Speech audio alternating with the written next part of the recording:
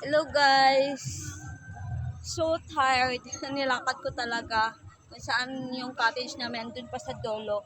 So, dito, pumunta ko dito para lang ipakita ko sa inyo yung may Mama Mary doon sa doon nakatayo. Ayan. Ay, tuturo ko sa... Yan. Si Mama Mary yan naka-white. Yan. So, yan daming ang daming mga naka-cottage. So, doon kami sa dulo. So, kaya, yun. Marami naliligo dito, oh. Ito ay tinatawag na Bacas River. So, yan. Andun lang kami kasi mga pambata kasi dun. Ayan. Pinapakita ko lang sa inyo kung gaano kaganda ng river. Malalim pala dun. Gusto ko sana dun pupunta. May may kunting river.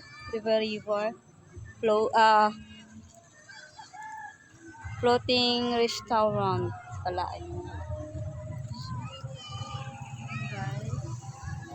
Guys, maraming mga bata naliligo. Diba ang ganda? So, hindi ako nag-vlog kanina kasi maraming sasakyan. Baka masagasaan ako. Yeah. Init, sobra. Pero pag maligo ka, super lamig. First time ko dito pumunta. Ito ay Bacas River. So, mapapicture sa guys. Yan lang, pinapakita ko na lang. Bacas River.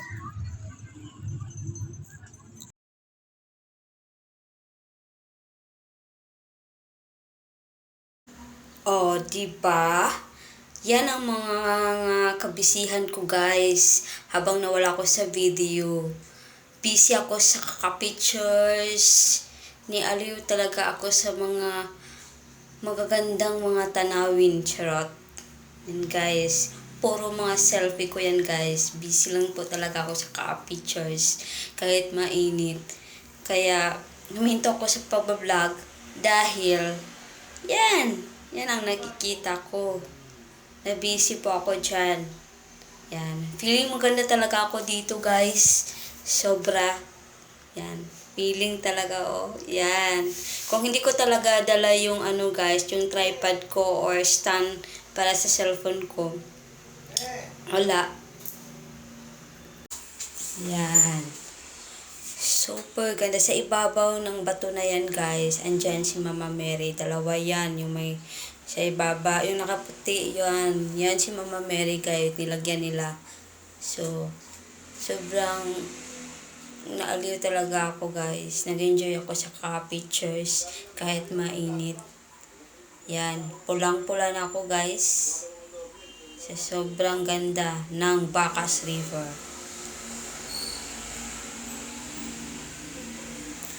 So, diba? Ganda. Pwede kang magmuni-muni dyan. Marami naliligo sa Bacas River. Sa Kanyakan din. Kanyakan River din. Doon din kami. Doon yung cottage namin. So, dito muna ako pumunta dahil gusto ko lang magpa-picture dyan sa malaking bato. Kaya, nag-enjoy ako. Sobra. Ako lang nag-isa. Naglalakad ako dyan papunta. Kaya, yan ang kuha ko.